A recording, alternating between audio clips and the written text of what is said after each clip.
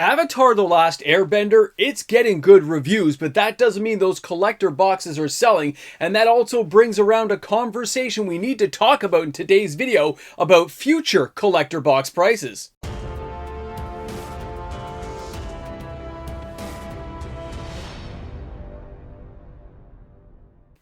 Avatar: The Last Airbender, well, it's not Spider-Man. It's got good reviews and the products are selling, but what does this mean going forward for not just Avatar but future product releases?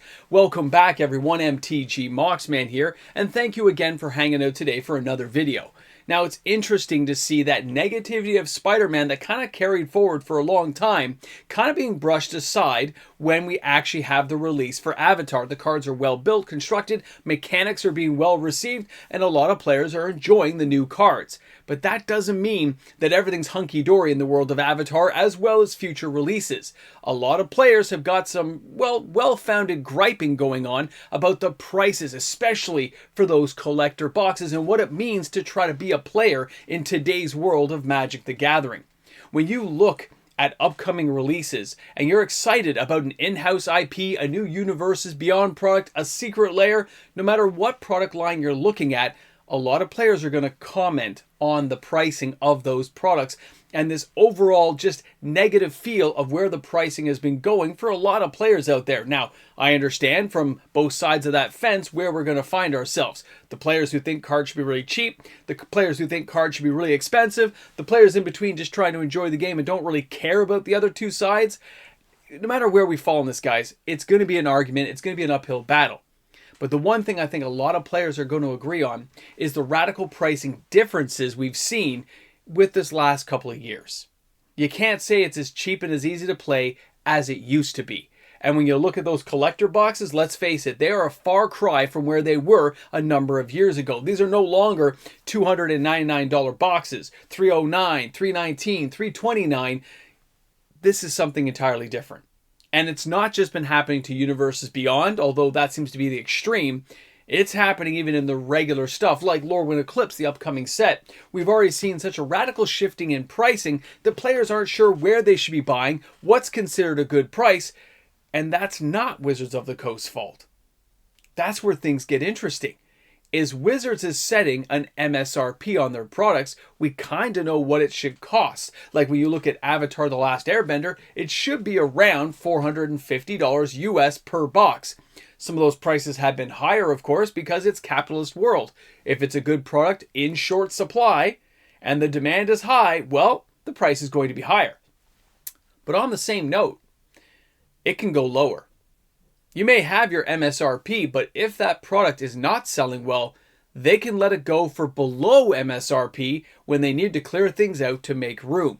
And this is where we find ourselves talking about Avatar and the future upcoming product lines.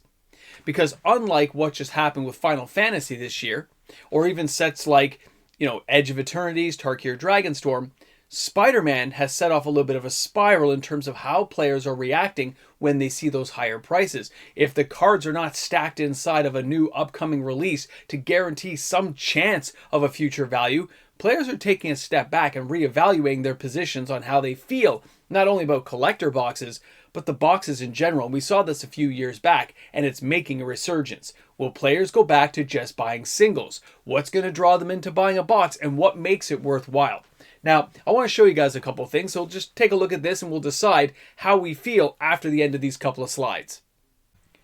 Now, we just talked about how MSRP for this product is $455.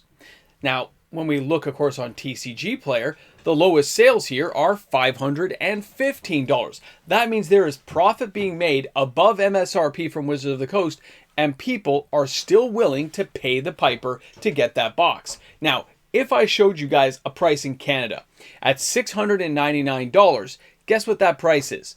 It's around $550 US per box, which is about $100 of profit.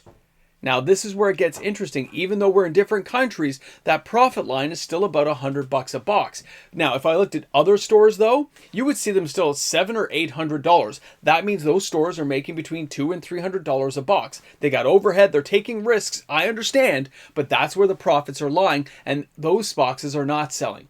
The boxes that are cheaper are the ones that are going to move first. Now, again, if we jumped over and looked at something like Amazon.com, you can see again, $455. It was briefly higher than that. And of course, this will have import fees and taxes. But even on something like Amazon, they've got it at MSRP. And there's still lots of boxes available. Now, what does that tell us? I keep pointing back to the MSRP, and it's because it is your kind of layer of security to say this is where we think the price should be.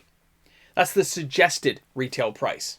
Stores can charge more or less underneath that line to decide where their market is. Now, for those stores who are paying, $7.99, they want you to pay for that box.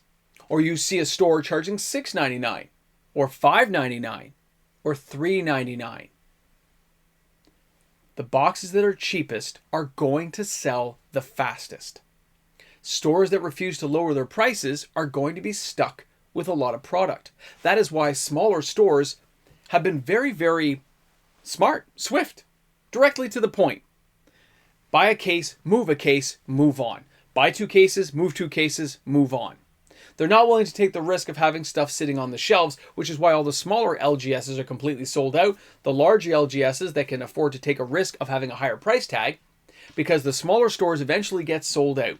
And you got to go to the bad boys, the big boys of comedy, to get your boxes. Now, what does this mean, though? If we don't see the big boxes moving at those prices, those stores have 2 choices. They can lower the price or sit on that product, hoping something becomes really big and it moves later on at a kind of trickle rate, a little bit of attrition every single month. But as we know, with the pace we have for Wizards of the Coast product lineup, Lorwyn Eclipse comes along right away. We're going to be jumping from product to product. Now, that was a Universes Beyond product, and now you can jump over and look at where these prices are for something like Lorwyn Eclipse. We've seen varying prices there already, and it's already too high. Now, it's too high in terms of what we know. Kind of licensing fees and stuff will be attached to something like a Universes Beyond, but an in-house IP doesn't have those attachments. And we know that stores are trying to make roughly $100 to $300 a box, but if players have boxes sitting around on store shelves that players are not buying, they're looking at them saying, I don't think I'm going to buy that box. I'm taking a look at this and I just think it's too expensive for me to buy right now. I like it, the product's great, but it's too pricey. Singles become the norm again. Boxes go back to sitting on shelves, and that cuts production. Eventually, it cuts production. Because you're not going to overproduce and have it sitting on a shelf in today's environment. They need to move along at a faster pace to keep the product moving, and they don't want that negative impact on LGSs, because LGSs will make those decisions for themselves and start cutting back if they start losing money month over month with the pace of the releases. They are going to have to lower their prices. Now, not lower in the sense that me and you are going to see Wizard of the Coast make an announcement saying we're making things cheap. That's never going to happen. They got shareholders to answer to. But what will happen is either the LGS has got to take a thinner slice of the pie, or the LGSs don't order from distributions prices and kind of say, I can't afford much of this product if I'm only making $40, $50 a box. You see, there's a whole thing where everything's got a ceiling to it. Stores have to make a certain amount to pay all their overhead. The middlemen, the distributors, they got to make a certain amount to keep their overhead, and Wizards has got to answer and make their overhead. Everyone's got to get their piece of the pie. So something's got to give at some point, and players are in that control bracket right now. You guys are in the last Starfighter. You guys have got everything going. You got Death Blossom ready because it's called your wallet. And if your wallet doesn't open up to buy these products, things get shaky in all pieces of that supply chain. Everything takes a second look. So I think you're going to see prices kind of shift back a little bit because players aren't going to dive in the same way we saw in the past. Spider-Man may not have been the ultimate be-all, end-all cataclysmic event that said we're not buying anything, but it is the one that put the pause button. And that pause button is having a reverberating effect going all the way back. Avatar's still selling, and it's selling well. And the product is being well received, but it's not selling in droves. How is that going to work for Lorwyn? How's that going to work for any of the future products this year? I think we're going to see a different tone. But I want to know what tone you're going to take. I want to know how this is going to affect you going forward in your world of Magic the Gathering. Are you going to start sliding back into singles? Are you still going to go for the odd box, even based on the new pricing? Or are you waiting to see if things kind of settle down and pricing settles down along with it? These are things I'd like to know. Drop some comments in the comment section. Thank you again for hanging out today. But don't worry, we're always back here every day. So we'll be back tomorrow with another video, and I hope you guys come back and watch another one with me. Have a great one, guys. We'll see you then. Hey, thanks again for hanging out until the end of the video. Here at the end, we get to take a look at the amazing patrons of this channel. Without those patrons, daily uploaded content is not made possible, so we always make sure we pay that extra little bit of attention at the end to recognize the people that make it happen each and every day. So thanks again for being patrons and YouTube membership members. We'll see you tomorrow. I wonder how many players are going to look at this now. Welcome back, Ramble Jamble. Time, yeah, unedited, too late, can't go back. How many people are going to look at every product now with a little bit of a darker lens? Why am I buying that? I can't get all the cards out. I don't care about the gambling aspect, the fun factor, the cool individual. I can't get my money out of that, so I'm not going to bother. I'm going to go the singles route again. I'm going singles, Mox, man. Singles, baby. No, I want that box. It's going to be awesome. Every player's going to have a different little spin, but it's en masse is where it matters, right? Every individual as a whole has an impact in the market, micro and macro, but it's the masses together that will make that decision of how these products get shifted. If it has a real dive down the market, Wizards will have to adjust. Everyone has to adjust. And I'm not sure LGS can really take a smaller slice of the pie because it's already pretty small in terms of if you only get 6 boxes and you're making 60 to 70 bucks a box. It's not a lot of money, is it? To pay your overhead, your rent, staff, internet, bathrooms, all that utility stuff. It just seems kind of crazy, doesn't it? I wonder where the fall through will be, where the floor gives out and we look at, oh, that's a home repair waiting to happen. I wonder where that's going to be, because it's probably coming at some point. They can either cut the production to justify the prices. Give us, like, they have loopholes through the system they can dive into to divert our attention. No doubt about it. We've seen that time and again as well. But I think, like I said, Spider-Man didn't like ruin everything this year like we've seen with past products. It just put a bit of a taint, a little bit of the sniff test. I'm not sure if this is passed as the sniff test, man. Great cards, great stuff. Avatar is selling well, but not as well as it could have done.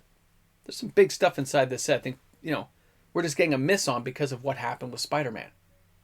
And that's going to carry through probably all of 2026, all the way to The Hobbit, because that's going to be a standard set that people are going to remember a certain way. We all have, memory in our head about how we thought, Tales of Middle-earth went.